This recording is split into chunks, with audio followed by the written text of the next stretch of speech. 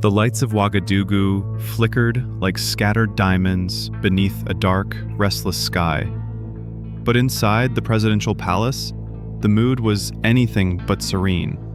It was 2 a.m. President Ibrahim Traoré was still in his office, sleeves rolled up, eyes heavy but sharp. The phones hadn't stopped ringing. Every few seconds, another call, another crisis. Inside the grand situation room, tension hung like smoke. Seated around the polished wooden table were the most critical figures in Burkina Faso's government: the president of the central bank, the minister of economy, and a select group of senior advisors. The television cast a cold glow across the room, flashing a stream of devastating headlines in bold red. French banks freeze all transfers to Burkina Faso. Moments later, another blow.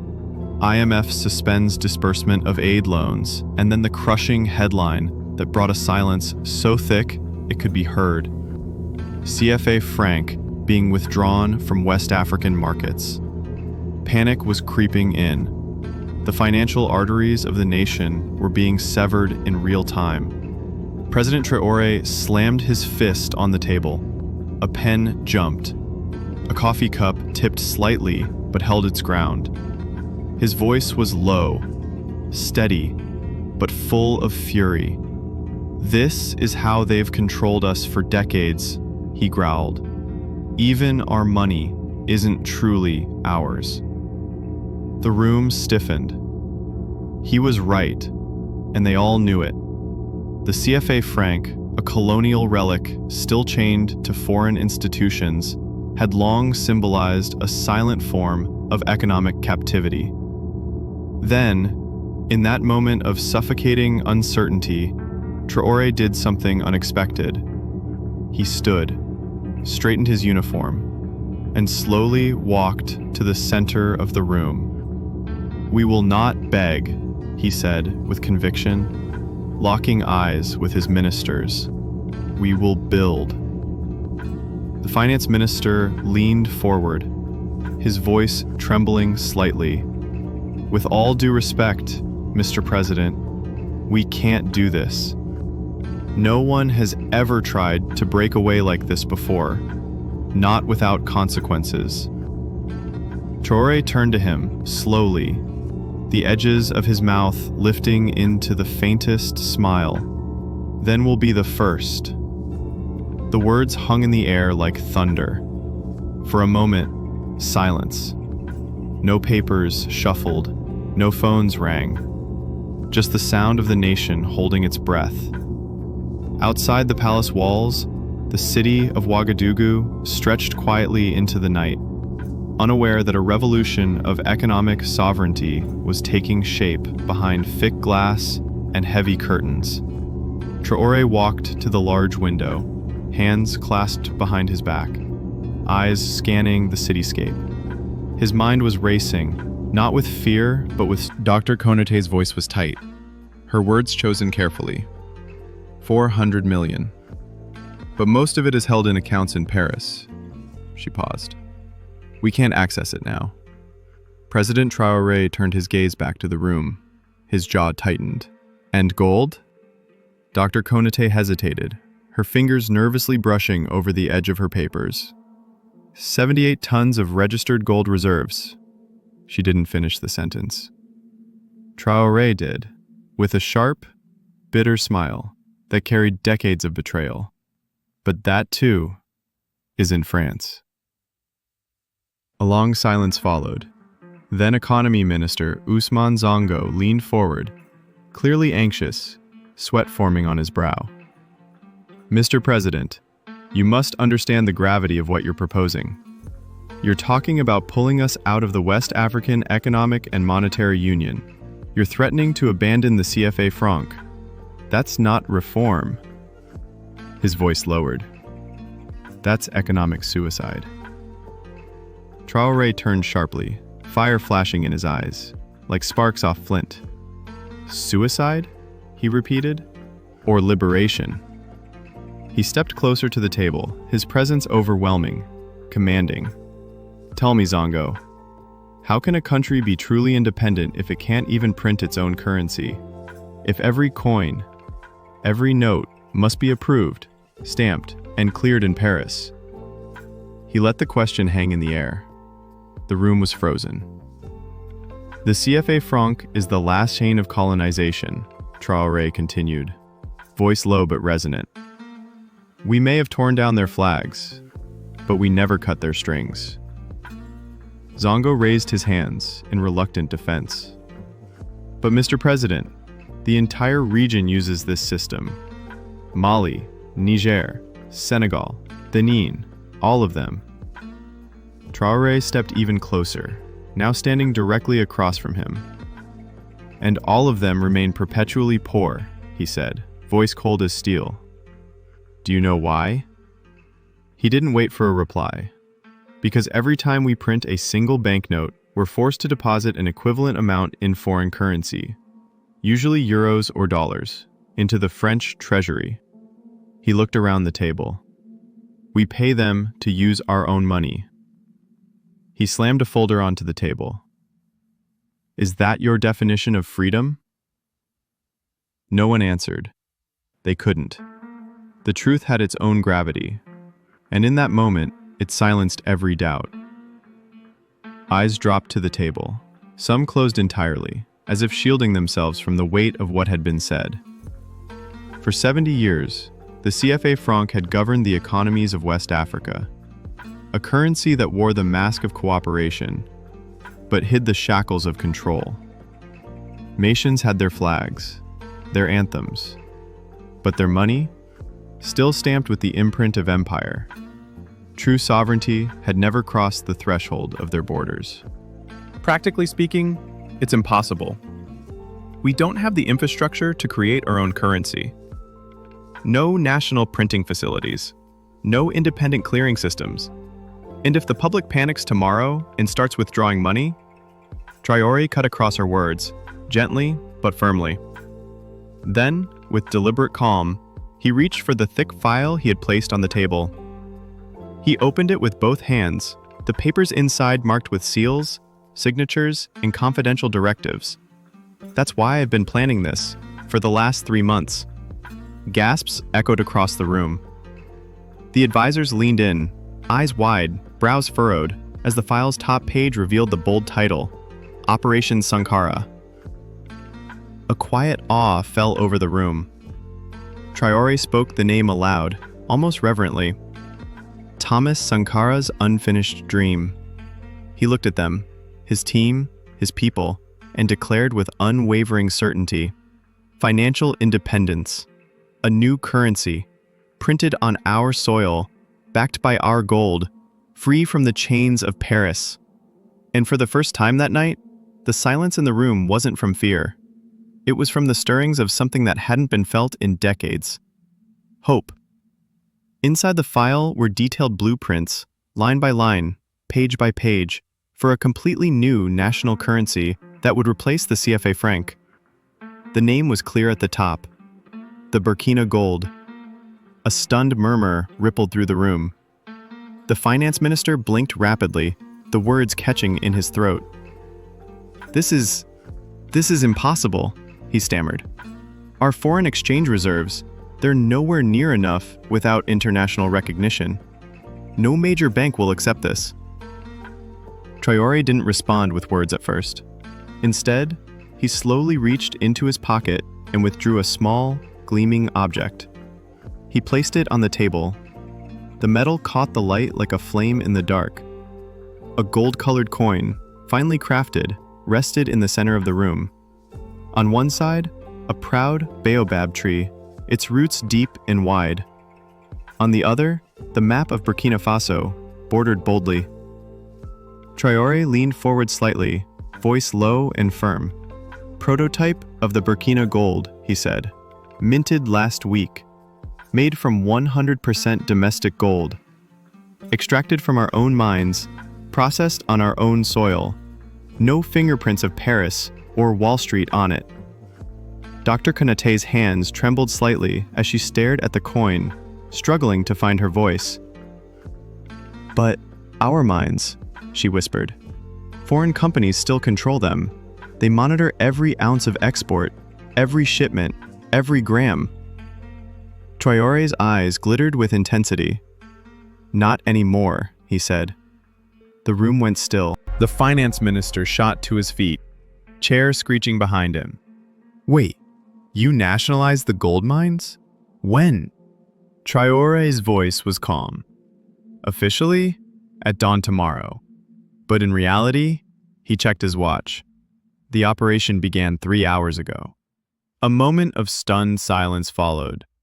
The army is now securing all major mining sites, he continued. Executives from French and American companies are being politely escorted to the border. Mouths fell open. Eyes darted across the room. The move was audacious. It was risky, but it was also tactically brilliant. For the first time, the nation's most valuable natural resource was in its own hands, without a contract, without foreign oversight, without middlemen in Paris or New York. It was Burkina Faso's gold, at last.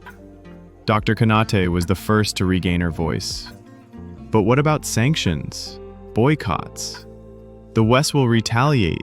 They'll try everything to crush us. Traoré nodded, as if he'd already played this conversation in his head 100 times. Of course they will. They'll do exactly what they've always done when a country dares to stand on its own. He looked each person in the eye, one by one. They'll want to punish us. But, he said, a knowing smile forming, to punish us, they first need access to us. He reached for a remote and pressed a button. The large screen on the wall lit up, displaying a world map. Several nations were marked in glowing red. Russia, China, Iran, Turkey, India, Brazil. Gasps filled the room again. The implications were staggering. Traoré turned back to them, arms behind his back, voice steady with conviction. For the past 6 months, we've been quietly signing bilateral trade agreements with these countries. Secret deals, all designed to bypass the dollar, bypass the euro. We will trade directly. Gold for goods, gold for fuel, gold for infrastructure and technology, on our own terms. The finance minister swallowed hard, his lips pale. I didn't know about any of this. Traoré looked at him kindly, without judgment. You didn't need to know. His tone was gentle but deliberate. If French intelligence had caught even a whisper of what we were planning, the financial blockade we're facing tonight would have come 6 months ago. Dr. Konate slowly reached for the coin, the Burkina gold, and held it delicately in her hand. It was warm, solid, heavier than she expected. For a moment, she didn't speak. She just stared at the tree engraved into the surface. The roots, the symbol of something ancient, native, unshakable. She whispered almost to herself, This could change everything. Dr. Konate held the coin up to the light. Traoré gave a faint smile, one that spoke of long nights spent thinking through every angle. People already trust gold, he said. They've been storing it at jewelry shops and with local traders for generations. All we're doing is formalizing a tradition, offering them something real, something solid, instead of paper money printed with foreign faces and controlled by foreign banks. He tapped a second file in front of him. But the real punch, he said, it's in here. He opened it, revealing a sleek set of designs, digital interfaces, bright, simple icons, user-friendly screens in local languages. The Burkina Digital Wallet, he announced, pride resonating in his voice. A free mobile application for every citizen, linked to the gold-backed national currency. No fiat, no inflation traps, and most importantly, fully independent of the Western banking system. No IMF codes, no SWIFT, no World Bank strings. He let the words hang in the air for a moment. Every transaction will be secure, transparent, and traceable within our own system. The power of blockchain rooted in African soil. The finance minister rubbed his temples, shaking his head in awe. It's mad, crazy, and brilliant. But how will we convince the people? The rural farmers, the small shopkeepers, the mothers buying bread. Just then, the door creaked open. One of Traoré's aides stepped in briskly, tablet in hand. "Mr. President, the connection is ready." Traoré nodded and turned to the team. "Convincing the people," he said, stepping toward the screen. "Let me show you how we start." The large screen on the wall flickered to life. Faces appeared. Leaders from across West Africa: Mali, Niger, Guinea, Togo, Benin, weathered yet resolute. Presidents and prime ministers who had all, in recent weeks, felt the invisible leash of Western finance tighten once again. Traoré stood tall, arms folded behind his back, voice steady and commanding. "Brothers," he began, "I believe you've all received the same message from Paris and Washington. The game is the same. Cut our access, starve our banks, pressure our people. But this time," he paused, gaze unwavering, "we are not alone, and we are not unprepared." He shared the entire plan: the coin, the mines, the mobile wallets, the direct trade channels. A new financial alliance, born not in luxury towers, but in resistance, necessity, and the collective memory of exploitation. When the virtual meeting ended 2 hours later, the air in the war room had changed. Gone was the fear. In its place, a quiet, powerful determination. Traoré looked around the room. His advisors, tired but now wide awake, watched him with newfound certainty. Outside, the faint blush of morning lit up the skyline of Ouagadougou. He stepped toward the window, hands clasped behind his back. "Dawn is coming," he said softly, "not just here, but across Africa." Dr. Konate closed her laptop with a gentle snap. "Will you announce it in the morning, at the press briefing?" Traoré shook his head slowly. "No," he said. "I'll do it now. The people should hear preparing for another uncertain day." Their televisions blinked on with a flicker of surprise. There, standing tall in his military uniform, calm but resolute, was President Ibrahim Traoré. The man they had watched face down empires now stood before them, not with weapons, but with gold, and the world would never be the same. "People of Burkina Faso," he began, his voice steady and clear in the early morning stillness, "I appear before you in these early hours to make an important announcement." His image flickered across televisions in homes, shops, tea stalls, and street corners. All across the nation, people leaned in, sensing that this was no ordinary broadcast. "Last night," Traoré continued, "French banks and Western financial institutions launched an economic war against our country. They cut off our access to our own money. They froze transfers. They canceled loans. In cafes, living rooms, and roadside kiosks, eyes widened. Neighbors glanced at one another with growing unease. Mothers paused their morning chores. Mechanics turned off their radios to listen more closely. Traoré didn't flinch. "You know why they did this," he said, almost with a defiant calm. "Because we want our independence. Because we demand control of our resources. Because we say Burkina Faso belongs to the Burkinabe." Then, the camera zoomed in. The gold coin he held caught the morning light. Its glow was unmistakable. "From today," he declared, "we stop using the colonial currency, the CFA franc. We begin using our own money, the Burkina gold, a currency backed 100% by domestic gold. Real value for real people." He lifted his phone, revealing a screen glowing with a new app interface. "And this," he said with conviction, "is the Burkina digital wallet. It will be distributed free of charge to every citizen. You will no longer need banks to store or move your money. Your gold, your future, will be directly in your hands." All across the country, men and women stared at the broadcast with a mix of awe and apprehension. For some, it was a terrifying leap into the unknown. But for others, it felt like long-awaited liberation. Generations had dreamed of this moment. Traoré smiled gently, as though he could hear their thoughts. "Don't worry," he said. Every single CFA franc in your account will be automatically converted into Burkina gold. And not just at the same rate, at double the value. No one will lose, everyone will gain. Whispers became gasps. Then, scattered across rooftops, markets, and alleyways, faint cries of joy emerged. Most importantly, he added, his tone now firm and resolute, we will be the ones controlling our money.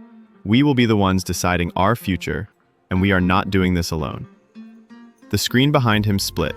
New faces appeared. Presidents, leaders, allies. The flags of Mali, Niger, Guinea, Togo, and Benin fluttered digitally behind them. All of us, Traoré announced, are leaving the CFA franc system. Today, together, and each of us is adopting our own gold-backed currency. He paused for a breath, then delivered the final blow to colonial economics.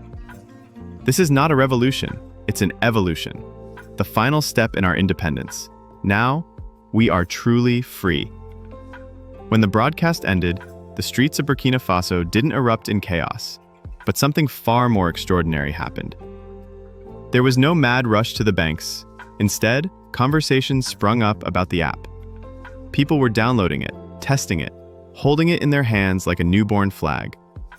The interface was elegant, simple, safe, but more importantly, it was theirs. Yet the biggest shock of the day wasn't in Africa. It was in Paris. At 7:45 a.m., inside the towering glass offices of the French Central Bank, panic was setting in.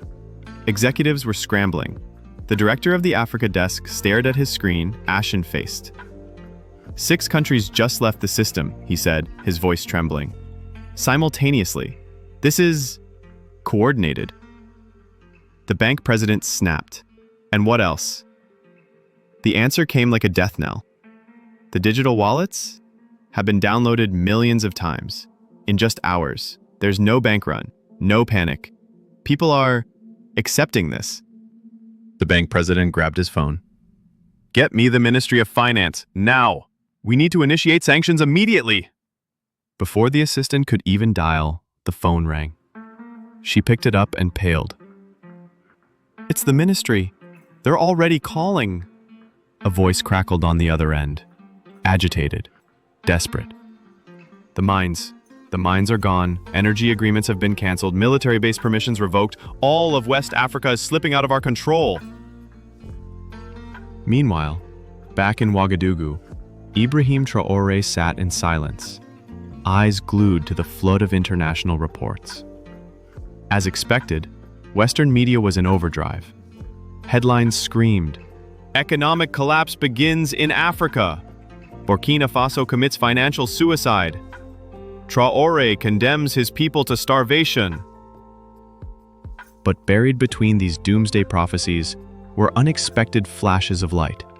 Messages from Russia, China, India, Turkey, Brazil, South Africa, congratulating the move, offering partnerships and pledging full recognition of the gold-backed currency. The world was shifting. Dr. Konate burst into the room, breathless and smiling. "Mr. President," she said, holding her tablet. "You won't believe this. Over 4 million people have downloaded the app already." Traoré leaned back, silent for a moment, as if absorbing the magnitude. Then he exhaled, slow and steady. History was no longer just remembering the revolution. It was watching one unfold, in real time. "That's nearly a fifth of our population," Traoré said, his voice steady but glowing with quiet pride. A rare smile played across his lips as he turned to Dr. Konate. "People have tasted freedom, Konate. There's no going back now." But Konate wasn't finished. His eyes were wide with a mixture of disbelief and excitement. "And that's not all, Mr. President. There are thousands of downloads coming in from other African countries, Ghana, Congo, Senegal. Everyone is talking about this. We're not just trending, we're igniting something." A week later, President Traoré stood beneath the shade of a baobab tree in a dusty village square. Around him, men, women, and children had gathered. Some barefoot, some holding rusty tools, others dressed in vibrant wax print cloth. There were no microphones, no bulletproof glass, just a leader among his people. An elderly farmer, his hands cracked from decades of labor, stood hesitantly holding a phone. "Mr. President," he said, almost in a whisper, "I don't know how to use this thing." Traoré didn't laugh. He didn't delegate. He stepped forward and sat beside the man on a low stone bench. "Let me show you," he said gently, taking... Oh, wow. Is this me? Am I actually talking? This is incredible. I mean, I've had thoughts, millions of them, swirling around in here, like a little mental tornado of brilliant observations and witty comebacks. But they were always just thoughts, trapped. I just can't believe it. "We're just moving closer to the whole world," Traoré said quietly, watching the clouds outside his plane window drift like silent sentinels. "We no longer have a single master. We have many partners." In his hand, his phone screen glowed softly, with the familiar interface of the Burkina digital wallet. The latest statistics scrolled across it: 12 million active users, 2 million daily transactions, spanning 6 countries.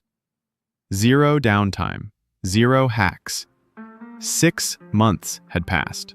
What began as a national experiment had grown into a continental revolution.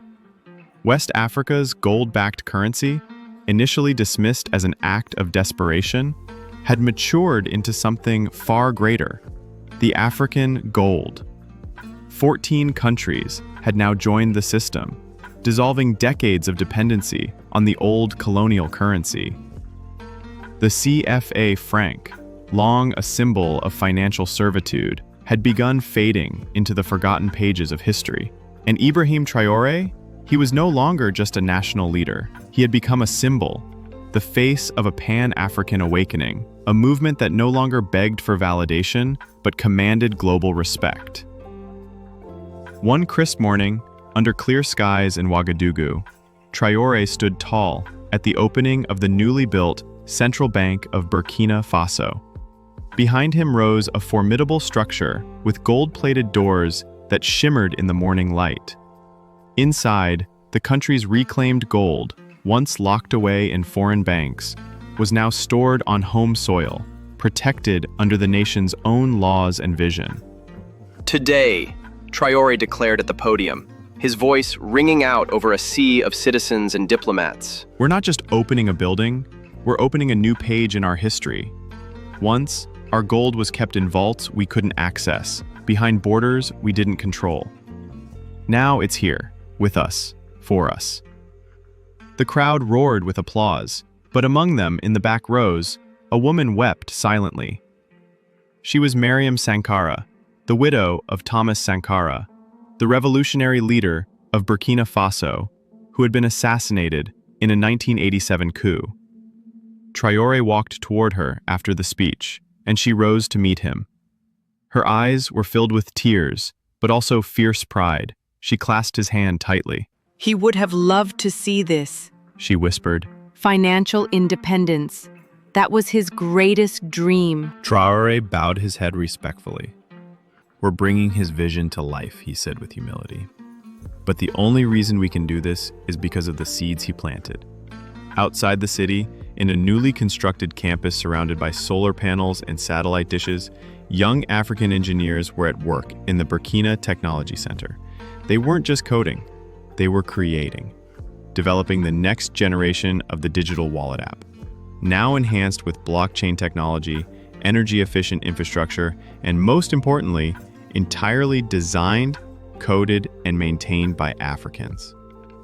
Burkina Faso hadn't merely created a currency. It had forged an ecosystem.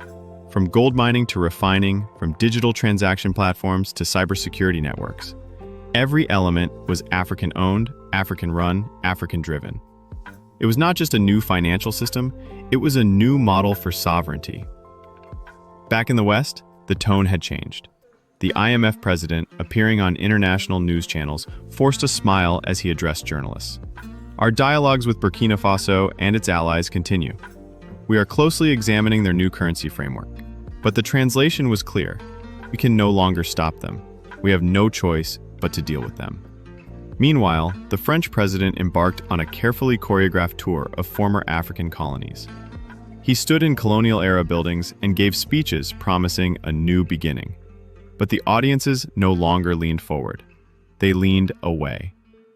The old stories had lost their magic. At one press conference, a local journalist asked bluntly, "How do you assess West African countries' transition to a gold-backed currency?" The French leader gave a practiced nod. "We respect their independent decisions," he said, lips tight.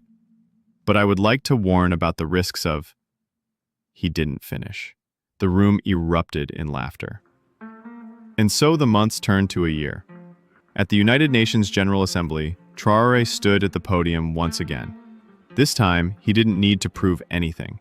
He didn't need applause, but he got it anyway. A year ago, he said, eyes calmly surveying the hall, 6 countries took a bold step. Today, 22 African nations use the United African Gold. Our inflation has dropped, our trade volume has risen, our technological investments have tripled. Around the chamber, Western delegates shifted uncomfortably in their seats. He knew what they were thinking. He had heard it all before. "They told us we couldn't do it," he continued, a slight smile curving his lips. "They told us we would collapse, that we would starve." A pause. "But we didn't tell them anything," Traoré said, looking straight ahead. "We just did it." The room fell into stunned silence. And then, thunderous applause. For the first time, the world had witnessed an African country sever itself from centuries of economic bondage, not through war or protest, but through vision, unity, and execution.